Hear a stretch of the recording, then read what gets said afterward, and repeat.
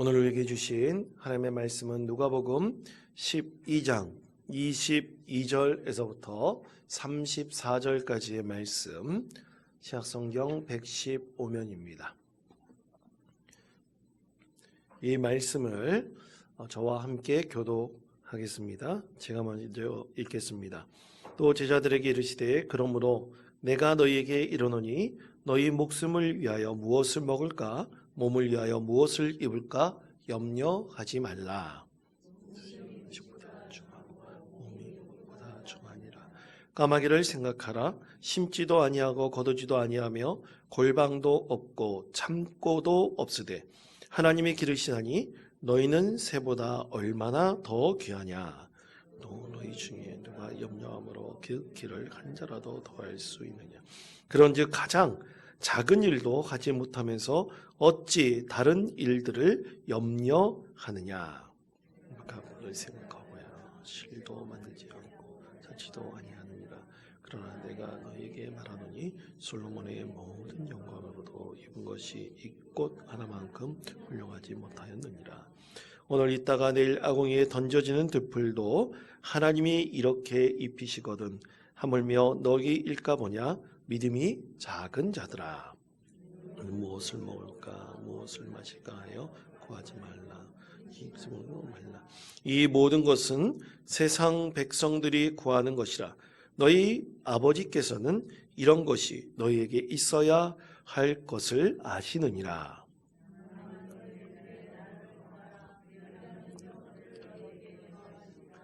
적은 무리여 무서워하지 말라. 너희 아버지께서 그 나라를 너희에게 주시기를 기뻐하시느니라. 너희 소유를 팔아 구제하여 낡아지지 아니하는 배낭을 만들라. 곧 하늘에 둔 바 다함이 없는 보물이니 거기 있는 도둑도 가까이 하는 일이 없고 좀도 먹는 이 없느니라. 34절 우리 다 같이 읽겠습니다. 너희 보물 있는 곳에는 너희 마음도 있으리라. 아멘. 하늘을 봄에 쌓아라 라는 제목으로 하나님의 말씀을 전하겠습니다. 여러분, 지난 수요 예배 때 착한 사람 컴플렉스 또는 착한 사람 증후군, 그리고 또 도덕적 인간은 왜 나쁜 사회를 만드는가 라는 책에 대해서 설교 서두에 말씀드린 적이 있었습니다. 이 착한 사람 증후군이라는 것은 내가 다른 사람한테 보일 때 항상 다른 사람에게 착한 사람으로, 좋은 사람으로 인정받아야 된다는 강박적인 사고에 의해서 강박적인 행동을 하고는 그 심리적 장애라고 정의 드린 적이 있었죠. 그래서 사람은 항상 내가 어떤 사람에게 착한 사람으로 보이고 좋은 사람으로 이미지가 가져야 된다고 하는 그런 심리적인 장애를 겪고 있는 사람이 분명히 있습니다. 그런데 그럼 착한 사람들이 많아지면 이 사회는 점점 좋아져야 되지 않겠습니까? 그런데 도덕적 인간이 왜 자꾸만 나쁜 사회를 만드는가라는 책에서 그 나쁜 사회로 가는 여러 가지 이유들, 조건들에 대해서 잠시 소개시켜드린 적이 있었죠. 그럼 우리도 생각해 봐야 됩니다. 여러분, 우리 그리스도인들이 이 세상에 많아지잖아요. 그렇죠? 많아지면 이 세상이 점점 좋아져야 되지 않겠습니까? 그렇죠? 그렇죠? 전 세계 인구의 약 3분의 1이 그리스도인이라고 합니다. 가장 최대의 종교가 기독교예요. 그리스도교예요. 그런데 세상이 점점 좋아져야 되는데, 세상이 점점 선해져야 되는데, 여러분, 세상에 보면 세상에 얼마나 많은 갈등과 대립이 있고 전쟁과 평화를 깨는 일들이 얼마나 많이 일어나고 있습니까? 어떻게 보면 굉장히 모순된 것이죠. 그러면 사람들이 다 착해지고, 특히 사람들이 아까 말씀드린 증후군처럼 착한 사람 컴플렉스에 다 걸려가지고 다른 사람들 좀 배려하고 다른 사람들에게 좋아 보이고 좀 그렇게 되고 또 내가 좀 거룩해 보이고 또 예의도 바르고 뭐 이러면 세상이 더 좋아져야 되지 않겠습니까? 근데 이상하게 세상은 점점 나빠지는 것처럼 보일 때가 참 많이 있죠. 또 종종 그리스도인들은 착해야 돼. 많은 사람들이 그렇게 생각합니다. 여러분 그리스도인이시죠? 그렇죠? 착합니까? 못돼 먹으셨습니까? 착한 분들입니까? 내가 보기에 착한 사람인 것 같으세요? 어떠신 것 같으세요? 그렇죠. 평균적으로 착해 보이죠. 평균적으로 착해 보입니다. 그런데 사람들이, 우리 그리스도인들은 세상에 선한 일만 하고 선한 영향력을 미치는 그런 믿음의 공동체로 보이기를 원해요. 사실 그렇게 돼야 되는 것이 이 교회의 역할이라 말할 수 있는데, 여러분 그런데 이것을 교회의 역할이라고 말한다면 세상에 이렇게 착해 보이고 봉사하고 섬기는 이단 사이비도 굉장히 많이 있습니다. 여러분 대표적으로 우리 교회 앞에 있는 저 하나님의 교회, 되는지 안 되는지 모르겠어요. 하나님의 교회가 예전에 중앙일보에 대대적인 광고를 실은 적이 있었습니다. 자신들이 세계의 여러 지역에 가서 얼마나 좋은 일을 많이 하고 있는지에 대해서 신문 1면을, 한 면을 그냥 다 광고로 장식해가지고 그것을 홍보한 적이 굉장히 많이 있었어요. 근데 여러분 그게 거짓일까요? 진실일까요? 여러분 거의 진실에 부합합니다. 정말 그렇게 이단도 선한 일을 많이 해요. 사이비도 그렇습니다. 어떤 사회의 법인을 만들어가지고 좋은 일 많이 하는 경우가 되게 많아요. 여러분 그런 기타 이단 사이비가 만든 어떤 사회복지법인도 꽤 많습니다. 그러면 한번 생각해 보세요. 교회가 그렇게 선한 영향력을 미치고 선한 일을 한다라고 했을 때, 그것이 목적이라고 했을 때 이단 사이비도 그렇게 하는데, 그럼 뭐가 그리스도인으로 우리가 구분될 수 있을까? 그 차이점이 과연 무엇인가? 세상 사람들은 그걸 보면서 똑같이 여길 수도 있습니다. 그렇다면 진정한 그리스도인들이 말하는 이 진정한 복음은 과연 무엇일까? 우리는 성경 말씀을 읽다 보면 그래, 우리는 착하게 살아야 돼. 우리는 선하게 살아야 돼. 이 당위적인 목적을 우리가 스스로 내 마음 안에 새겨 놓을 수도 있어요. 근데 복음이라는 것은 세상에 선한 사람이 되어야 된다, 선한 영향력을 미쳐야 된다, 이것이 당위적인 목적이 아니에요. 복음은 그것이 아닙니다. 그걸 구분하셔야 돼요.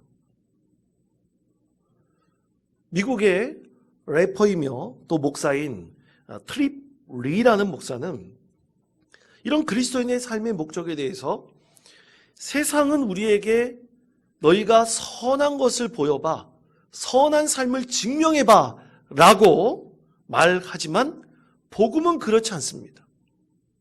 복음은 오직 예수님을 영접하세요, 예수님을 믿으세요 라고 말한다 라고 그는 그렇게 설교를 했어요. 여기에는 분명한 차이점이 있다고 그는 주장을 했습니다. 여러분 성경 말씀에 보면 남편이 5명이나 있었던 이 사마리아 여인에게 예수님께서 뭐라고 말씀하셨습니까? 예수님께서 다시는 남편 5명, 6명 그런 삶을 살지 마세요 라고 말을 했습니까? 예수님께서 뭐라고 말씀하셨습니까? 그녀에게 나를 믿으라 그랬어요. 나를 믿으라. 내 말을 믿으라 그랬어요. 또 여러분 예수님께서 부자 청년에게 너는 참 윤리적이고 도덕적인 삶을 살았구나, 이제 네가 진짜 영생을 얻기 위해서는 예수님께서 뭐라 그랬어요? 나를 따르라 그랬습니다. 더 윤리적이고 도덕적인 삶을 살라고 말씀하신 것이 아니라 나를 따르라. 네가 갖고 있는 것을 포기하고 나를 따르라고 말씀하셨어요. 그러므로 여러분 복음은 이 세상에서 세상 사람들이 갖고 있는 여러 가지 사회복지법인에서 또 여러 가지 돕는 단체에서 하는 것처럼 많은 사람들에게 선한 일을 일으키고 선한 영향력을 미치는 게 복음의 본질이 아닙니다. 목적이 아니에요. 그건 착각입니다. 복음은 예수 그리스도를 영접하고 예수님을 믿음을 통해서 우리가 그것을 통해서 어떤 삶을 살아가는 것입니까? 선한 삶을 살아가도록 우리가 추동받는 거예요. 거기에 은혜를 얻어서 그 감동으로 우리가 선한 삶을 당연히 필연적으로 살아가는 것입니다. 그게 복음이에요. 그러니까 가장 먼저 채우셔야 되는 것은 뭡니까? 예수 그리스도를 믿고 영접하는 거예요. 그 안에서 은혜와 감동이 있고 그 은혜와 감동을 우리가 저버리지 않기 위해서 우리가 참되게 예배하고 참되게 하나님을 섬기며 이 세상 가운데 선한 그리스도인의 삶을 살아가는 것입니다. 여러분, 예수님을 믿고 예수님을 따르는 사람들 있잖아요. 예수님을 믿고 예수님을 잘 따르는 복음적인 삶을 살아가는 사람들. 그 사람들을 보면 성격이 굉장히 강직합니다. 굉장히 강직해요. 여러분, 일본의 그리스도인들이 1%가 채 되지 않는다고 얘기를 하죠. 1%가 채 되지 않는다고 얘기를 합니다. 그런데 일본의 그리스도인, 일본 사람들이 몇 명이냐면 1억 2,400만 명 정도 돼요. 그러면 1%가 되지 않는다면 120만 명이 채 되지 않는다는 얘기죠.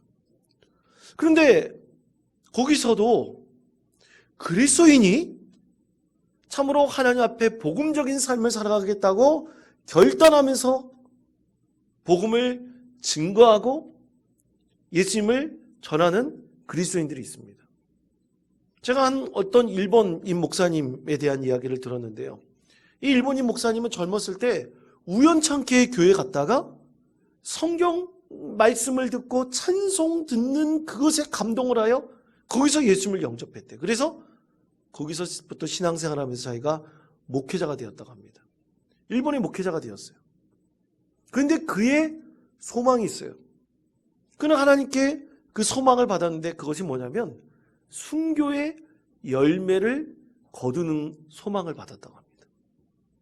그래서 자기가 한평생 예수 그리스도를 증거하면서 이 일본 땅에서 순교의 열매를 언젠가는 거두게 해주실 거다. 그런 소망을 갖고 살아간다고 합니다. 그렇게 기도한다 그래요. 여러분, 그런데 그런 일본의 목사님이 성격이 강직할까요? 강직하지 않을까요? 분명히 강직합니다. 어떤 사람에게는 못된 사람처럼 비춰질 수도 있어요. 성격이 강직해서 그럴 수도 있습니다. 상처를 줄 수도 있어요. 그러나 하나님께서 이 일본의 목사님을 통해서 역사하시는 것은 그가 복음의 삶을 살라, 예수 그리스도를 믿고 영접하는 삶을 살며 이 세상에 선한 영향력을 미칠 수 있도록 행하라는 것이지 선한 사람이 되라는 것이 1차적인 목적이 아니라는 것입니다. 그래서 여러분, 복음적인 삶이란 우리가 예수님을 믿고 따르며 예수님을 영접하여 성령께서 주시는 은혜와 감동으로 이 세상을 사는 삶을 말하는 것입니다. 이것이 바로 복음적인 삶이에요. 이런 그리스도인이 어찌 못된 짓, 나쁜 짓, 세상에서 거짓된 어떤 모략을 해서 자신의 이득을 취하는 삶을 살아갈 수 있겠습니까? 그럴 수가 없는 거예요. 그러나 우리가 복음적인 삶을 살아간다고 할 때 세상에서 행하는 봉사, 섬김, 또 사회복지, 이런 것은 복음적인 삶의 본질과는 조금 차이가 있다는 것을 우리가 분명히 아셔야 됩니다. 그래서 많은 사람들이 우리에게 기독교는 세상 사람들에게 다 섬기고 봉사만 해야 돼, 좋은 일을 항상 해야 돼 라고 한다고 할 때 그것이 본질이라고 여러분이 말씀하시면 복음적인 삶에 대해서 잘못 이해하고 있는 것입니다. 진정한 복음적인 삶은 조금 전에 말씀드린 대로 누구를 영접하는 거예요? 예수 그리스도를 영접하는 것입니다. 예수님을 믿는 것이에요. 그래서 예수님을 늘 영접하고 믿음을 통해서 성령님께서 주시는 은혜와 감동을 가지고 그것을 통해서 우리가 세상 사람들에게 선한 모습, 선한 영향력을 미치는 것이다. 이것이 복음적인 삶이라는 것을 분명히 아셔야 됩니다. 자, 그렇다면 여러분 오늘 말씀에서 우리 예수님께서 뭐라 그랬어요? 오늘 말씀의 제목에 보면 하늘에 보물을 쌓아두라 그랬어요. 여러분 한번 여쭤볼게요. 하늘에 보물을 쌓는 것, 대체 그게 뭡니까, 여러분? 여러분 아세요? 하늘에 보물을 쌓는 것. 우리 하늘에 우리가 열심히 이 땅에서 수고하다가 하나님 품에 올라가면 하늘에 하나님께서 큰 상급을 주실 거다. 생명의 면류관을 주실 것이다. 여러분 우리 그렇게 믿고 있지 않습니까? 그렇죠? 혹자는 우리가 열심히 복음적인 삶을 살다가 하나님 품에 올라가면요, 천국에서 생명의 면류관을 이렇게 쓰고 살 거라고 생각을 하세요. 여러분 그렇게 살 거라고 생각을 하십니까? 정말 우리가 면류관을 쓰고 살 거라고 생각을 하세요? 그러면 생명의 면류관이 뭔지를 알아야 될 거 아니겠습니까? 예수님께서 하늘에 보물을 쌓아두라 그랬어요. 그럼 하늘에 보물을 쌓는 것이 뭔지를 알아야 될 거 아니에요. 근데 사실 생명의 면류관을 말하는 것, 하늘에 보물을 쌓아두라 이런 얘기는 굉장히 추상적이에요. 관념적입니다. 구체적으로 우리가 설명하기가 너무너무나 어려워요. 그렇다면 우리가 이해하기 위해서 대체 하늘에 보물을 쌓아둔다는 것은 무슨 뜻일까? 우리는 어떻게 하면 이 복음적인 삶과 이것을 연결시킬 수 있을까? 오늘 주님께서 주시는 이 말씀을 통해서 그 의미를 깨달으시는 저와 여러분 되시기를 바랍니다. 자, 첫 번째는요, 하늘에 보물 쌓으라는 것은 이 세상의 염려와 근심을 버리는 것입니다. 저를 따라해 주시기 바랍니다. 이 세상의 염려와 근심을 버리십시오. 이 세상의 염려와 근심을 버리십시오. 그것입니다. 자, 누가복음 12장 22절 말씀 다 같이 한 목소리 읽겠습니다. 또 제자들에게 이르시되 그러므로 내가 너희에게 이르노니 너희 목숨을 위하여 무엇을 입을까 염려하지 말라. 아멘.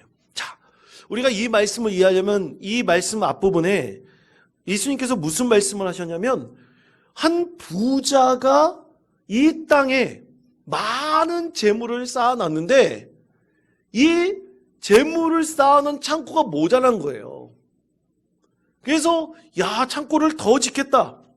더 많은 창고를 지어서 이 곳간을 가득 채우겠다 할 때 그때 하나님께서 어리석은 자여 오늘 밤에 내 영혼을 도로 찾으리니 그러면 네 준비한 것이 누구의 것이 되겠느냐 말씀하신 것에 대해서 우리 예수님께서 비유로 그렇게 말씀하셔서 하늘의 보물을 쌓아두라라는 것을 설명하고 계시죠.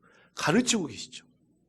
전제는 이 부자가 땅에 재물을 쌓아두려고 고민과 걱정과 근심한다는 것이 뭐예요? 이 말씀의 전제예요. 그러니까 우리는 항상 걱정과 근심이 있는 삶을 삽니까? 근심이 없는 삶을 삽니까? 걱정과 근심이 있는 삶을 사는 거예요. 왜냐하면 우리는 이게 이제 보물함이라고 그런다면 이 보물함을 가득 채웠잖아요. 그러면 또 다른 보물함을 또 만들어놔야 되는 거예요. 또 만들어놔야 되는 거예요. 또 만들어놔야 되는 거예요. 그래서 우리는 항상 뭐가 있어요? 걱정과 근심이 있다는 얘기죠. 걱정과 근심이 있다는 얘기죠. 이것이 전제가 됩니다. 그런데 여러분, 이 행위가 이 부자가 땅에 그런 창고를 쌓아두고 보물창고를 마련하는 것, 여러분 그것이 나쁜 겁니까? 여러분 나쁜 거예요? 나쁘다고 말할 수 있습니까? 나쁘다고 말할 수 없죠. 여러분 재산을 많이 불려가지고 창고를 쌓아두고 만들고 그 다음에 자기 후손에게 이 재물을 물려준다고 그게 나쁜 거예요? 좋은 거예요? 예? 좋고 나쁘다고 말할 수는 없는 거예요. 그건 좋고 나쁘다고 말할 수 없어요. 그걸 나쁘다고 말하면 안 돼요. 우리 세상에서 자기가 돈을 벌어서 거기서 창고를 쌓아둔 게 왜 나쁘라고 말하고 비난을 받아야 됩니까? 그거 비난받은 일은 아니에요.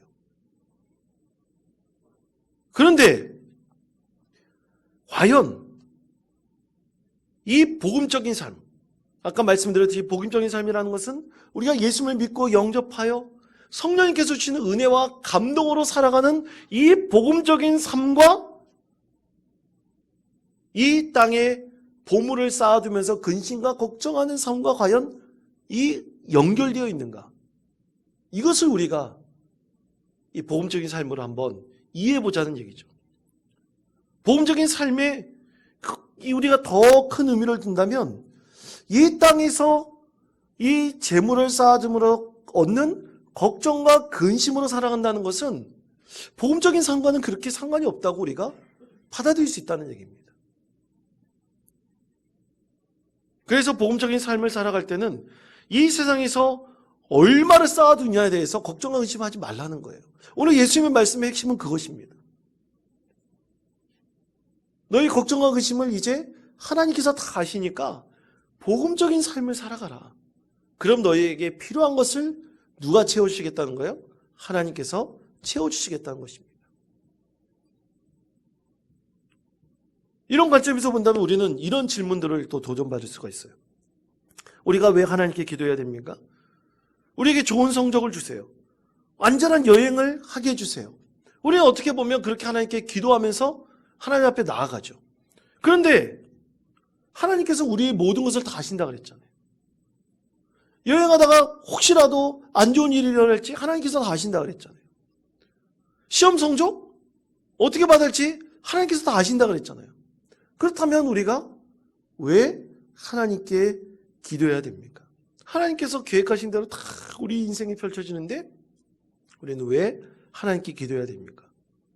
우리는 원초적이고 아주 근본적인 질문들을 가질 수가 있습니다. 그럼 여러분, 우린 기도에 대해서 다시 한번 논해야 돼요. 이 복음적인 삶의 본질이 무엇인지를 깨닫는다고 한다면 이 기도에 대한 본질적인 것도 우리가 분명히 알아야 됩니다. 여러분, 기도의 본질이 뭡니까? 기도의 본질은 하나님과 교제하는 거예요. 그리고 하나님을 아는 거예요. 그래서 우리가 하나님께서 더 우리와 친밀해지고 하나님을 알기 위해서 우리는 기도하는 거예요. 그래서 우리는 하나님을 사랑하고 예배하고 또 이웃을 사랑하고 섬기는 것이에요. 기도하면서 우리는 하나님을 더욱더 알아갈 때 진정으로 예배하고 하나님을 사랑하는 마음을 주시고 그리고 예배하고 사랑하는 마음을 통해서 우리는 이웃에게 하나님의 사랑을 베풀고 섬기도록 하나님께서 이끌어 주시는 것이죠. 그래서 기도의 목적은 뭡니까? 1차적으로 하나님을 아는 거예요. 그렇게 하나님을 만날 때 우리 마음속에 깨닫는 것이 있는 거예요. 우리 마음속에 드는 것이 있어요. 우리 영적으로 깨닫는 것이 있어요. 그것은 뭐냐면 하나님께서 나의 삶의 여정을 아시는구나. 내가 지금 돌불에 건너 넘어져고 낙오하고 낙심하고 실패한다 할지라도 하나님께서 나의 삶의 여정이 어떻게 이루어지시는지를 나를 이끌어 주시는구나. 내게 힘을 주시는구나. 알기 때문에 혹시라도 시험에 떨어지고 실패하더라도 걱정과 근심에서 도움을 받을 수 있는 거예요. 그러니까 뭡니까? 기도의 목적은 1차적으로 하나님을 알아가는 거죠. 그렇게 되면 그런 걱정과 근심에서 노임받게 된다는 것입니다. 그래서 우리는 하나님과의 교제인 이 기도의 삶을 멈출 수가 없는 것이죠. 그래서 우리가 하늘의 귀한 상급을 쌓는다는 의미는 이런 걱정과 근심에서 노임을 받는 은혜의 삶을 살아갈 때 하나님께서 나를 위해서 은혜의 삶을 살아가는 나를 위해서 하늘의 귀한 보물 창고를 조금씩 채워주신다는 아주 추상적 의미의 말씀인 것입니다. 여러분 나중에 돌아가셔서 하늘에 많은 보물이 있다고 생각하지 마세요. 예? 추상적인 의미예요. 그만큼 나에게 은혜를 베풀어 주시고 나의가 걱정과 근심에 굴레에서 조금씩 노임을 받는다는 그런 의미죠. 그럼 두 번째, 하늘의 그 보물을 쌓는다는 것은 오직 우리의 삶을 통해서 하나님 나라를 구하는 것입니다. 저를 따르시기 바랍니다. 오직 나의 삶을 통해 하나님 나라를 구하는 것입니다. 하나님 나라를 구하는 것입니다. 자, 그럼 복음적 삶의 목적, 그것은 무엇일까요? 자, 누가복음 12장 31절에서 32절까지 말씀 다 같이 한 목소리 읽겠습니다. 다만 너희는 그의 나라를 구하라. 그리하면 이런 것들을 너희에게 더하시리라. 적은 무리여 무서워하지 말라. 너희에게 주시기를 기뻐하시느니라. 아멘. 자, 이 복음적 삶에 있어서 중요한 목적 중에 하나, 그것은 바로 하나님 나라를 구하는 삶이에요. 바라고 원하는 것입니다. 이것을 위해서 우리는 기도해야 합니다. 그러면 기도의 첫 번째 목적이 하나님을 알고 하나님과의 친밀한 교제를 우리가 이루는 것이라면, 두 번째 목적은 그렇게 하나님의 뜻을 알면서 내 뜻을 이제는 하나님 뜻에 일치시키는 것을 배우는 거예요. 내 뜻을 누구의 뜻에 일치시키는 거라고요? 하나님 뜻에 일치시키는 것을 배우는 것입니다. 그것이 하나님 나라를 구하는 삶이죠. 하나님 나라를 구하는 삶은 내 뜻을 바로 하나님의 뜻에 일치시키는 것을 배우는 것입니다. 이것은 예수님께서 우리에게 모범적으로 보이셨어요. 대표적인 사건이 뭐냐면, 예수님께서 겟세마네 동산에 올라가셔서 땀방울이 핏방울 될 정도로, 그렇게 진한 땀방울이 흘러내릴 정도로 뭐 하셨습니까? 기도하셨을 때였어요. 그때 예수님께서 뭐라고 기도하셨습니까? 이 죽음의 잔, 쓴잔을 내게서 멀리 해 주십시오. 그렇지만 내 뜻이 아니라 누구의 뜻대로 하시라고요?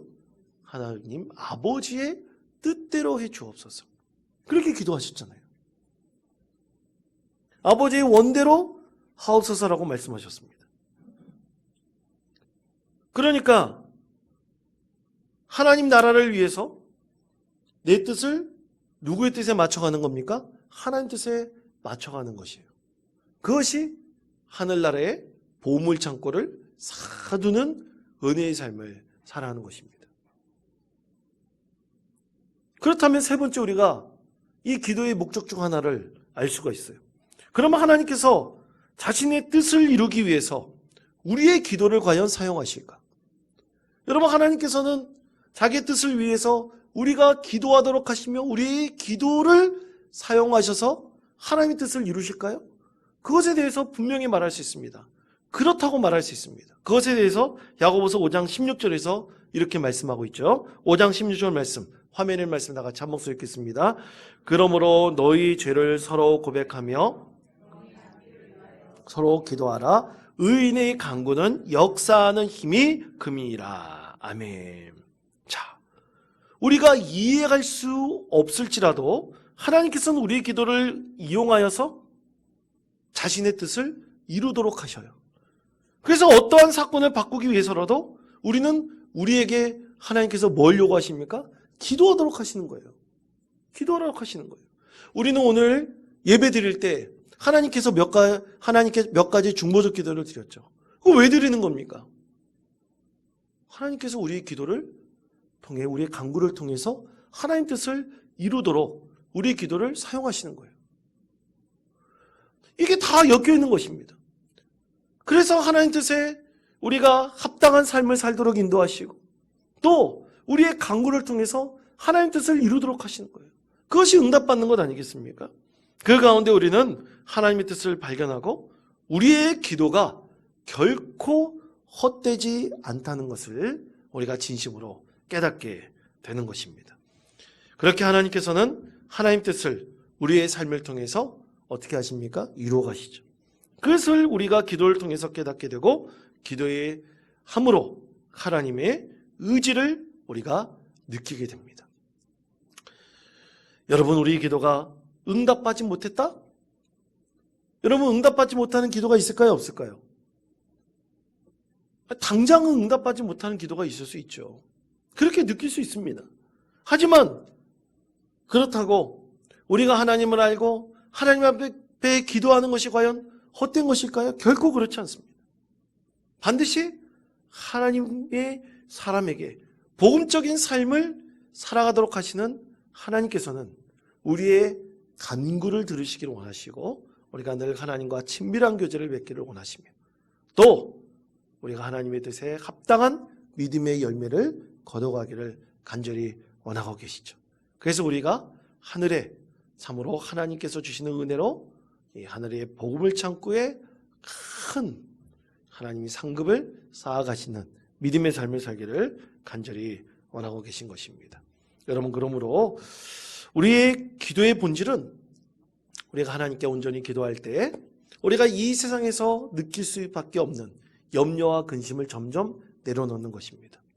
그리고 항상 나에게 포인트가 맞춰져 있는 것에서 하나님의 뜻과 의지로 나의 생각과 관점을 바꿔가는 것이고 또 우리가 늘 하나님께 간구함을 통해서 하나님께서 나를 통해서 하나님의 뜻을 이루어드리도록 하는 것이에요. 이것이 우리가 복음적인 삶을 살아가면서 하늘에 큰 믿음의 창고를 쌓아가는 은혜의 삶을 살아가는 것입니다. 그러므로 사랑하는 성도 여러분, 우리가 하나님 뜻을 이루며 하늘의 큰 보물 창고에 우리의 믿음으로 우리의 기도로 간절히 그 하늘에 가득 보물을 쌓아가시는 믿음의 성도 되시기를 바라고요. 그것을 통해서 우리가 참으로 은혜로운 삶, 하나님께 영광 올려드리는 복된 삶을 살아가시는 믿음의 성도 되시기를 간절히 축원드립니다.